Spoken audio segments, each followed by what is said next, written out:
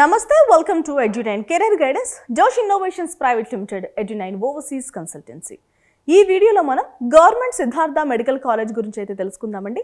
ఈ college brief హిస్టరీతో పాటు ఏమేం కోర్సెస్ ఆఫర్ చేస్తున్నారు, ఫీజెస్ ఎలా ఉన్నాయి, హాస్టల్స్ ఎలా ఉన్నాయి, మీకు నీట్లో ఎంత ర్యాంక్ వస్తే ఈ కాలేజ్లో మనం అడ్మిషన్ పొందగలుగుతాము, ఈ డీటెయిల్స్ అన్ని ఈ వీడియోలో చూద్దాం.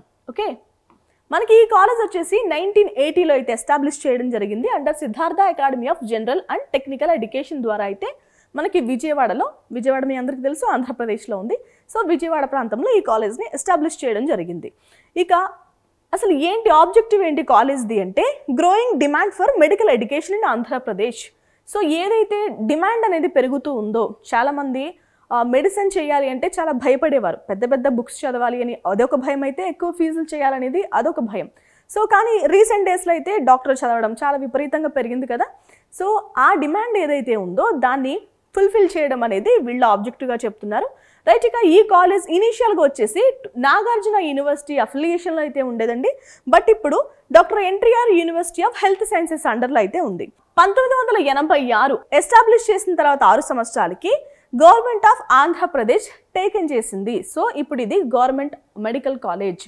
ఎప్పుడైతే 1986లో గవర్నమెంట్ టేక్ ఓవర్ చేసిందో దాని తర్వాత కంప్లీట్గా గవర్నమెంట్ మెడికల్ కాలేజ్ ఎప్పుడు అయ్యింది అంటే 2000 సంవత్సరం నుంచి కంప్లీట్గా గవర్నమెంట్ మెడికల్ కాలేజ్ అయింది. ఓకే, దానికి ముందు ఏం జరిగిందంటే ఇద్దరు కూడా పార్ట్నర్షిప్లో ఉండేవాళ్ళు.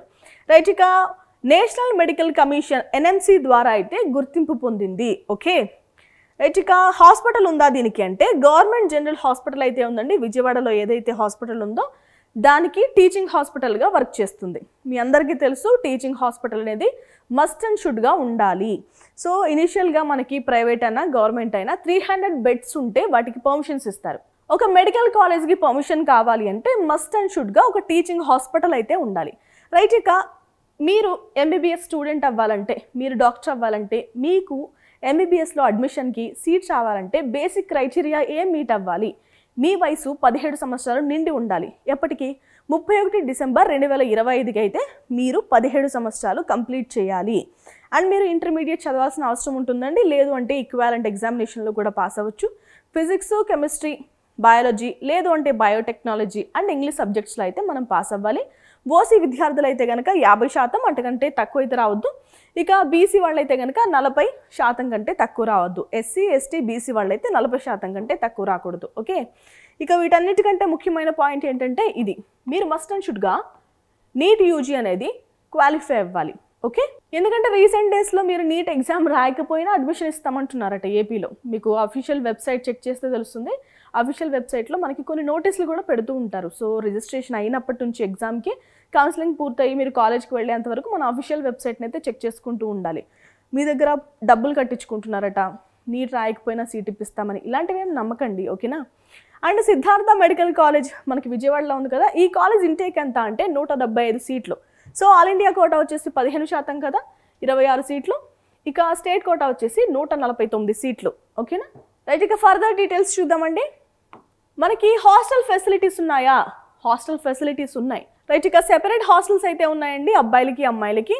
మీరు 2 నుంచి 3 షేరింగ్ అయితే మీరు సెలెక్ట్ చేసుకోవచ్చు, అది మీ ఒపీనియన్. రైట్, ఇక మెస్ ఫెసిలిటీ కూడా ఉందండి.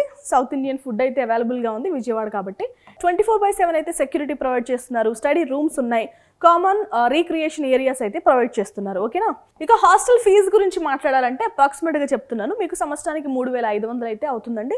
ఇవి కాకుండా ఇంకేమైనా ఖర్చులు అవుతాయా అంటే ఒక 20,000 నుంచి 30,000 రూపాయల వరకు అయితే మీకు ఖర్చులు అవుతాయి. ఎందుకంటే మనం డిపాజిట్ చేయాల్సిన అవసరం వస్తుంది, మెయింటెనెన్స్ ఛార్జెస్ ఉంటాయి. కాషన్ డిపాజిట్ చేస్తే కనుక అవి మళ్ళీ మనకి వెనక్కిస్తారు. సో గవర్నమెంట్ కాబట్టి మీరు ఎఫర్ట్ చేయగలుగుతారు. ఓకేనా. రైట్, ఇక MD, MS కోర్సెస్ ఆఫర్ చేస్తున్నారా అంటే పోస్ట్ గ్రాడ్యుయేషన్ కోర్సెస్ కూడా ఆఫర్ చేస్తున్నారు మనకి. మీరు UG అక్కడే చేయొచ్చు, PG కూడా అక్కడే చేయొచ్చు. సో అదొక బెనిఫిట్. అసలు ఏమేమి ఆఫర్ చేస్తున్నారు, వాటి ఇంటేక్ ఎంత మీరు చూడొచ్చు. టోటల్ సీట్స్ అక్కడైతే ప్రొవైడ్ చేస్తారండి. మనకి PG చేయాలంటే ఫస్ట్ మనం UG కంప్లీట్ చేయాల్సిన అవసరం ఉంటుంది. UG వచ్చేసి మనకి MBBS కోర్స్ అనేది 5.5 సంవత్సరాల ప్రోగ్రామ్. 4.5 సంవత్సరాలు మనం కోర్స్ చదువుతాం, 1 సంవత్సరం మనం ఇంటర్న్షిప్ చేస్తాం. ఓకేనా. PG వచ్చేసి 3 years. మీరు ఏవైతే కోర్సెస్ సెలెక్ట్ చేసుకుంటారో దాంట్లో MBBSలో అలా స్పెషల్గా సెలెక్ట్ చేసుకోవడానికి అయితే ఉండదు. PGలో మాత్రం సెలెక్ట్ చేసుకోవచ్చు. ప్రీ క్లినికల్, పారాక్లినికల్, క్లినికల్ అని 3 టైప్స్ ఉంటాయి. సో వాటిని బేస్ చేసుకుని మీ ఫీజెస్ కూడా ఉంటాయండి. మనం ఎండి కోర్సెస్ ఏం ఆఫర్ చేస్తున్నారు, ఎంఎస్ కోర్సెస్ ఏం ఆఫర్ చేస్తున్నారో చూద్దాం. రైట్, ఇక MD anaesthesiology, MD general medicine, MD microbiology, MD paediatrics, MD pathology, MD DVL, MD preventive and social medicine లేదు అంటే కమ్యూనిటీ మెడిసిన్ అని కూడా అంటారు, MD tuberculosis, respiratory diseases, MD physiology, అలాగే MD biochemistry, MD psychiatry, MD radio diagnosis, MD forensic medicine, MD and MS anatomy, MS general surgery, MS gynaecology, MS orthopaedics, MS ENT. So ఈ courses అయితే మనకి PG లెవెల్లో offer చేస్తున్నారు. వాటి intake వచ్చేసి మీరు చూడొచ్చు, సీట్స్ ప్రొవైడ్ చేశారు అక్కడ. ఓకేనా? సో ఇదంటే మనకి విజయవాడలో ఉన్న సిద్ధార్థ మెడికల్ కాలేజ్కి సంబంధించిన, ఇది గవర్నమెంట్ కాలేజ్, దీనికి సంబంధించిన బ్రీఫ్ ఇన్ఫర్మేషన్. అసలు ఈ కాలేజ్లో మనం చదవాలంటే మనకి నీట్లో ఎలాంటి ర్యాంక్ వచ్చి ఉండాలో చూద్దాం మన క్యాస్ట్ ఆధారంగా. మనకి సిద్ధార్థ మెడికల్ కాలేజ్ విషయానికి వస్తే మొత్తం రాష్ట్ర వ్యాప్తంగా అయితే ఉన్నాయండి. మనకి ఫస్ట్ ఏయూ రీజియన్ కవర్ చేద్దాం. మీకు తెలుసు ఆంధ్రప్రదేశ్లో 2 రీజియన్స్ ఉంటాయి, ఆంధ్ర యూనివర్సిటీ రీజియన్ అని, శ్రీ వెంకటేశ్వర యూనివర్సిటీ రీజియన్ అని. సో ఏయూ రీజియన్ వాళ్ళకి వాళ్ళ క్యాస్ట్ ఆధారంగా ఎంత ర్యాంక్ రావాలో చూద్దాం. మీరు కనుక బీసీఏ విద్యార్థులైతే 57,035 అండ్ బీసీబీ విద్యార్థులైతే 62,915, బీసీసీ విద్యార్థులైతే 72,399, బీసీడీ అయితే కనుక అవైలబుల్గా లేదు, అంటే బీసీఈ వచ్చేసి 94,709, ఇక ఓసీ వచ్చేసి 35,645, ఇక ఎస్సీ వచ్చేసి 1,20,672, ఎస్టీ వచ్చేసి 1,81,942.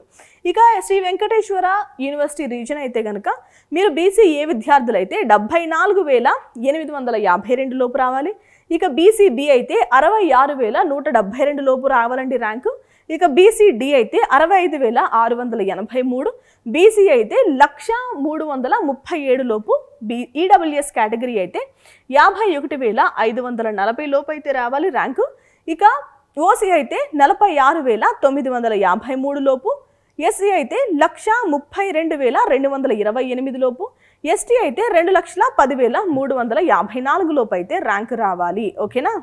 సో ఇవ్వండి మీకు నీట్లో రావాల్సిన ర్యాంక్స్. మీరు కనుక విజయవాడలో ఉన్న సిద్ధార్థ మెడికల్ కాలేజ్లో చదవాలి అనుకుంటే మనకి మన క్యాస్ట్ ఆధారంగా నీట్లో అయితే ఈ ర్యాంక్స్ లోపు అయితే ర్యాంక్ రావాలి. సో ఇది వాళ్ళ వీడియో.